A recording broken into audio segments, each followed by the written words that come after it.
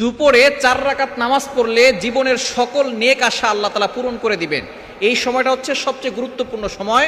নবীজি সাল্লাল্লাহু আলাইহি সাল্লাম এই সময় 4 রাকাত নামাজ পড়তেন এবং নবীজি সাল্লাল্লাহু আলাইহি সাল্লামকে জিজ্ঞেস করা হয়েছিল, শামালে তিরমিজির ভিতরে এসেছে 293 এবং 294 নম্বর হাদিস। আবু আইয়ুব আনসারী রাদিয়াল্লাহু তাআলা তিনি বলেছেন যে নবীজি সাল্লাল্লাহু আলাইহি সাল্লাম ম্যাক্সিমাম সময় এই সময়টা নামাজ পড়তেন। জাওয়ালের নামাজ বলা হয় এই নামাজটাকে, জাওয়ালের নামাজ অর্থাৎ যখন সূর্য ঢলে যাওয়ার পরে যে সময় নামাজ পড়া নিষিদ্ধ, সেই সময়ের পর থেকে যখন নামাজ পড়া শুরু হয়ে যাবে অর্থাৎ জোহরের নামাজের রক্ত যখন শুরু হবে ওই সময় আপনি জাওয়ালের 4 রাকাত নামাজ পড়বেন। নবীজি সাল্লাল্লাহু আলাইহি সাল্লাম এই সময় 4 রাকাত নামাজ পড়তেন। হযরত আবু আইয়ুব আনসারী রাদিয়াল্লাহু তাআলা তাকে জিজ্ঞেস করলেন, ইয়া রাসূলুল্লাহ, ইয়া হাবিবাল্লাহ, আপনাকে দেখি আপনি এই সময় নামাজ পড়েন, এই সময় কেন নামাজ পড়েন? বলে এই সময় আল্লাহ পাক রব্বুল আলামিন আসমানের সকল দরজাগুলো খুলে দেন। সুবহানাল্লাহ বিহামদি।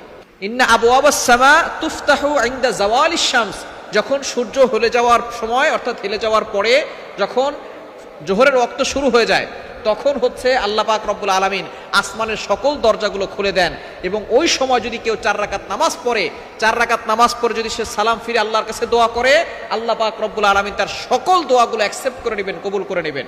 অনেকেই বলে, হুজুর আমাদের দোয়া কবুল হচ্ছে না, আমরা বিপদে পড়ে গেছি।